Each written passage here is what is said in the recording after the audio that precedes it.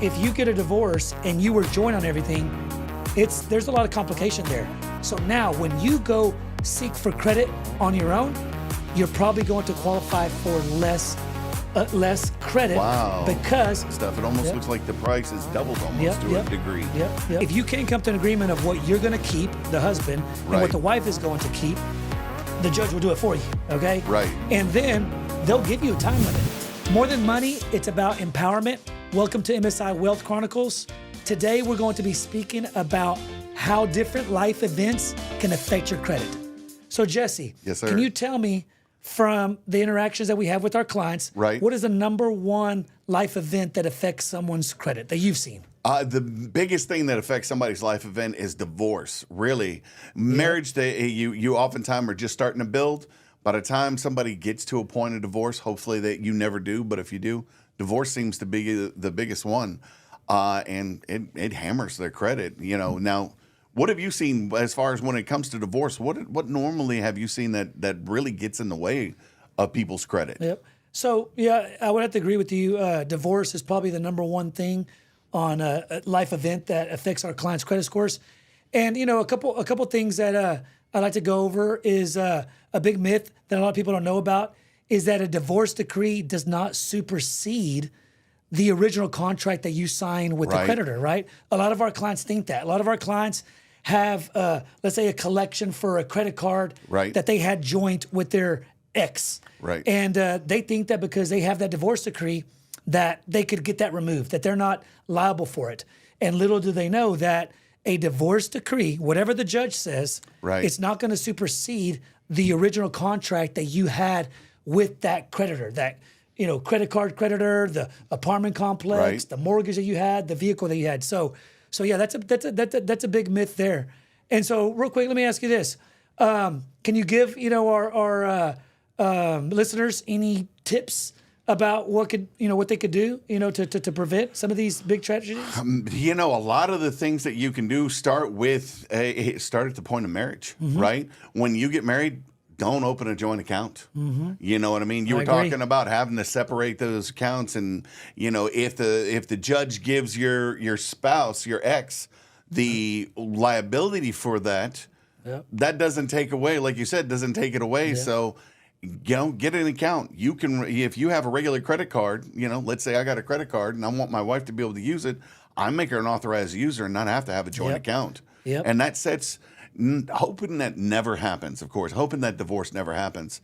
That's one of the ways you can set yourself up for a positive outcome if it goes negative. And not only that, here's a big one. So I agree 100% with you. If you do get some type of credit, whether it's an installment credit, whether it's a revolving credit, like a credit card, right? It's okay maybe to have a joint or if you would like, but don't make it the majority of your credit, right? Try to each have, like if vehicle, for example, your vehicle, maybe if you're financing it under your name, your wife's vehicle under her name. Two reasons why I believe you should do that. Number one, you already touched up on it, is if you get a divorce and you were joined on everything, there's a lot of complication there because the judge is going to more than likely say, you take your vehicle, right? But what he's going to tell you to do is you have to refinance the vehicle. The wife has to refinance her vehicle under her name, refinance it only under her name.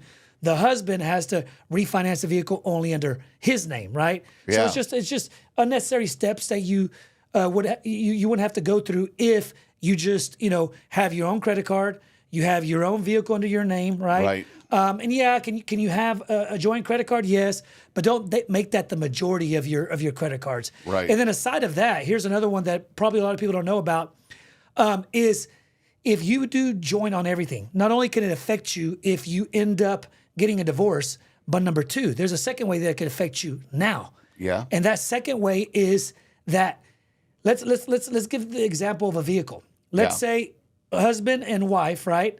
They put both vehicles under both of their names. So that means that the husband has what? How many vehicles under his credit? Two. Wife has how many vehicles under her credit? Two as well. Okay, yep. And there's a lot of creditors out there. When they extend credit to you, they look at your credit score. We've talked about that, right? And then they look at your DTI, your debt to income ratio. So Okay. yes, so if you have some of your husband's credit on your credit, if you have some of your wife's credit on your credit, Yeah. what that's going to do is going to impact your debt to income ratio. So now when you go seek for credit on your own, you're probably going to qualify for less credit Wow. because you have your husband's vehicle on your credit I report. never thought about Yeah, that. yeah. I learned that tip through investing. An investor told me a long time ago to do that because he said, look, whenever you want to buy a house, if you can put it under only your only under your name or your spouse's name, okay? Yep. Only one. Because when you buy your second one, okay, now you could put the second house under the other person's name. Okay. Are you following me? Makes sense. Yeah. Because if you put the house under both of your names, now when you go get another home, right, your second Yeah. home, let's say, because you want to start investing, now the bank will look at your DTI. Okay, when he looks at yours or hers, they're going to see the mortgage on there. Right. Right. So now you're going to qualify for less of a home on your second home. Why? Because you already have a mortgage joint with your Right. wife. But if you do it only under one person's name, and then the second house only under the other person's name, whenever that second individual applies for the home, they're not going to. This first home is not going to affect their DTI. That's Yep. huge. Yep. Now that you say it, it makes sense. Yeah. Because at the end of the day, if you put under both of y'all, Yep. it's almost like it to the banks and stuff. It almost Yep. looks like the price has doubled almost to a degree. Yep. Yep. So you really limit your capabilities. Just something I didn't Yep. know. MSI Wealth Chronicles. Everybody's here to learn, right? That's awesome. Now you were talking earlier about refinancing like the car. If they or only getting it in their name, if they are, let's say they have to get divorced. They did the American thing. They fell in love. They got married. They got the cars together. They got loans together and stuff. What do you recommend with like all of their? Would you recommend doing refinancing all their personal stuff to whoever it goes to? I mean, that's the only really solution. Whenever you get a divorce, the judge doesn't get involved as far as what the plan is. Right. They'll give you tips, but it's real simple. If you can't come to an agreement of what you're going to keep, the husband, and Right. what the wife is going to keep, the judge will do it for you. Okay. Right. And then they'll give you a time limit. They'll give you a time limit to either sell that car. Like let's say I have a vehicle. I'm getting a divorce. Right. It's under both my name and my ex-wife's name. Yep. And the judge tells me that I get to keep my car, but I need to make the payments.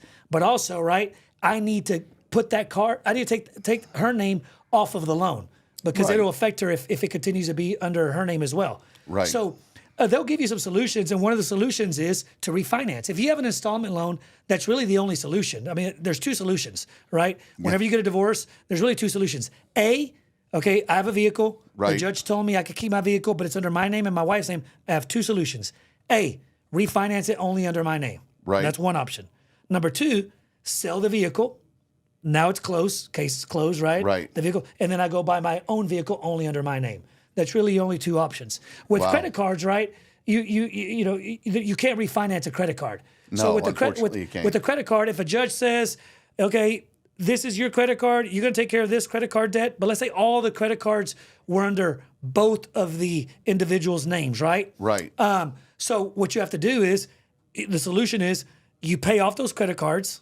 Wife pays off this credit card because she agreed in the divorce decree. Husband pays off these credit cards because he agreed in the divorce decree. And when you get them to zero, what do? You close them. Ouch. Or you could even Yeah. close them before. You could Yeah. close them before. As a matter of fact, I recommend that you close them immediately. So in other words, close these credit cards, but even though they're closed, you're still required to make the monthly payments. Right. When you get them to zero, right? gone. Now that's it. It's a closed credit card that was joint. You can't open it back up. It's closed. So if that was your only credit card, right? If all you had was joint credit cards, before they get to zero, make sure you open up your own credit cards. That way you have about your to own. ask Yep. that. Yep. Yeah, because that whole scenario brings up, two questions. I mean, you hear a lot of times, it's something I wanted to ask about. You hear a lot of times, well, my husband or my ex-wife, my ex-husband or whatever is supposed to pay for that. I'm not going to. Exactly. What happens when they don't pay when their ex is supposed to be paying? Yeah, I mean, I have to tell this to our clients all the time. I always tell them that what I told you earlier, a divorce decree does not supersede the original contract that you signed and your husband signed with that creditor. So the fact that your husband is violating the divorce decree, that's a civil case. If you wish, take your ex-husband to civil court, okay? Why? Because it was court demanded that he needed to, pay off this credit card, that he needed to, either sell the car or refinance it under his name by such and such date. Yes. Right. So that's a civil case, and if they wish, they could, sue their ex-husband or ex-wife. Wow. Yeah. So it sounds a lot like, if you got to be nice to each other for a little while there, right? Yeah. It makes it so much easier because I didn't know this until I don't know. I think it was a friend that I had. But anyways, he went through divorce, and I didn't realize this. If you get a divorce and you could agree on who's going to keep what, put it all on paper, take it to the judge, the divorce could be short, simple, and easy. And easy, yeah. What drags out the process is whenever you can't come to an agreement, and then the judge has to do it for you. Yep, that's when it becomes complicated. But I did want to add one other thing on. We were talking about divorce, of course, and how it affects your on how you should put stuff solely under your name if you're able to do that and not do joint, right? Another negative, if you put, all your credit as a joint, is last week we learned that 30% of our credit score comes from what? It comes from amount owed, how much you owe. From debt, yes. For how much debt you have. So imagine this. So if 30% of our debt, 30% of our credit score comes from debt, all right? Imagine if I put both of our vehicles under both of our names, okay? They're two $20,000 vehicles. How much total car debt am I going to have on my? You got 40 grand on both of us. But if you put your car payment, your car loan under your name, and she puts her car loan under her name, how much are you going to have worth of installment vehicle debt? How much you going to have now? Exactly. $20,000. That $20,000 will make a difference on your credit score. So I mean, there's several reasons, why this advice is important, like we just said. Yeah. If you do joint on everything, your credit cards, your vehicles, your mortgages, you're going to affect you're going to affect your credit scores more, in other words. Right. So anyways, that's another tip that I wanted to, share with everybody on, why you should actually, if you can, put whatever type of credit you can only under your name, and then whatever type of credit you could put under her name, only under her name. If you want to have a few that are joint, or like you said, I thought that was great advice. Like, let's say on credit cards, instead of doing joint, right, do authorized user. Authorized user. They have. Can you tell them? Because some people might not know what exactly authorized user is. Absolutely. The cool thing about your credit cards is you could make somebody an authorized user, right? Now, what that is they are a signer. They can make decisions about the account. They can pay the account. They can close the account even. They just can't make somebody else an authorized user. That's the only ability they don't have. So the difference between having one credit card that's a joint account and having a credit card with one person own it and the other one doing authorized user, for all intents and purposes, is nothing in a marriage. Yep. My wife and I, and the nice thing is it also lets you, let's say we have a credit card that ran up, and this actually happened. One of our credit cards, we ended up running up because of a situation, but we were going to be buying something and we needed a higher score. She took my name off of it. Oh, yeah. Yep. And instantly that debt just was gone. Because though it reports, when you're an authorized user, it reports on your credit from the date that it started. Yes. So if you have a 10-year-old credit card that your wife has or your husband has, and they put you on it, you now have a 10-year-old credit card on your history. Yep. So, I mean, there's a lot of ways that you can, again, you were talking about it's about empowerment. Yep. Understanding when to take something off and when to put something on. Exactly. This is where on a monthly, daily, weekly, annual situation, where you can Yes. actually manipulate your own credit Yep. score for the benefit of your household. Yep. And that's great. That's great advice. And I want to add something to that. It's funny that you mentioned that that it's not about only money. It's about empowerment, right? It is. So I just went through that same exact scenario myself. I don't mean to throw my sister under the bus, and hopefully she's not listening. But she has a long time ago. She put me as an authorized user of one of her credit cards. Okay, long time ago. Right. When my credit was new, and let's say my credit was a year old, right? Because I know how credit works, empowerment. Yep. I knew that I needed more length of credit history. So I asked her, I thought, who do I know that has a credit card that's never paid late, that keeps it at zero, and that has had it for a long time? And I thought of my most responsible sister, and I told her to add me on as an authorized user. And I've been on her credit card for years.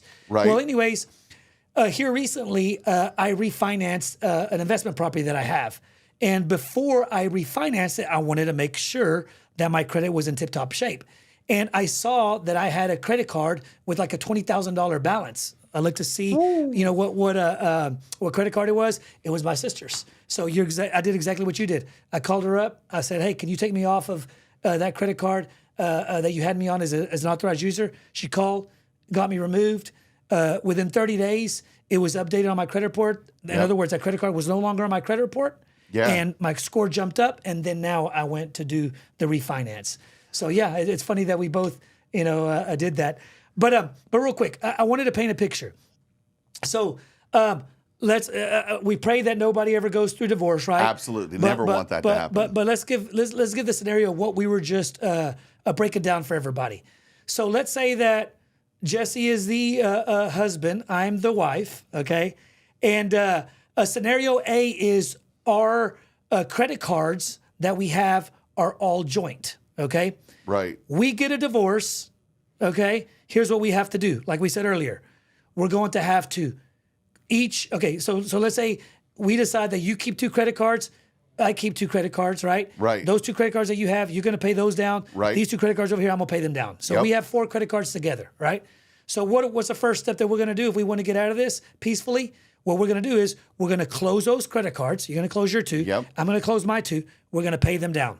Okay? When they get to 0, there we go. And they're no longer on your credit. Hopefully we're in good terms, blah, blah, blah, blah, right? Yep. But, in other words, until those cards are at 0, We're still attached. If you're still attached, because if one of us pays late, if I pay late, it affects your credit score. Yeah. If you pay your 2 credit cards late while you're trying to pay them down to 0, it affects me. So we're still attached, like you said, until those cards are 0. That means I have to tell somebody I'm not even married to Yeah. what my finances are, no matter what. Yes. Wow. So now here we go. Here's scenario B. Scenario B, we're married. You're the husband. I'm the wife. But we listen to this advice on MSI Wealth Right. Chronicles, right? And so now we have 4 credit cards. I have 2 only under my name. Yep. You have 2 only under your name. I added you to these 2 credit cards as an authorized user. You added me to your 2 credit cards as an authorized user. Right. Now we still get the same benefits, right? Exactly. My 2 credit cards are going to be on your credit report. Okay. Yep. So I'm going to, my Benefit credit history is from going the to help history you. and Yep, everything. Yep. Your 2 credit cards are going to be under my credit report. So we're going to benefit equally as scenario A, right? Right, absolutely. But watch. Now we get a divorce. Okay. Real simple. I'm going to call my credit card, say, hey, remove Jesse from my credit cards as an authorized user. Bam. He's now not attached to me. Right. You're going to call your credit card companies and do the same thing. Ask them to remove me. I pay my own. You pay your own, right? And you're not in my If I financial pay late, business anymore. who does it affect? It You. affects only me. Yeah. You pay late, right? Just Who's affects me. It affects you. So yes, that's a big thing that a lot of people out there need to know. And we're not trying to say that you need to prepare for a divorce, right? God, no. Almost speaking a curse over your marriage, right? But I mean, there's no negative to this strategy. There's no negative to this strategy. So why not? From the way it sounds, just being the layman here and just kind of thinking about it, I know there are a lot of people that may think, maybe they're saying not to do this because you may get divorced. No.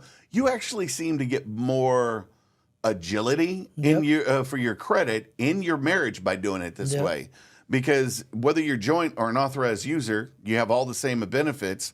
But like we talked about earlier, if I need to remove, say we were married and I needed to, you needed to buy something and I had a bad credit card, I could remove your name from it. Yep. And it's now just affecting me and it's no longer affecting you, and we could get that. Yes. So it gives you, as a couple, the ability, again, that empowerment thing, the ability to be able to control what is seen about both of you, and you can get further ahead. Whereas the other way, you actually end up in a worse situation because you everything's on both of you, and you can't isolate anything, and your scores are the same no matter what. You can't boost one side or the other. Yep, exactly.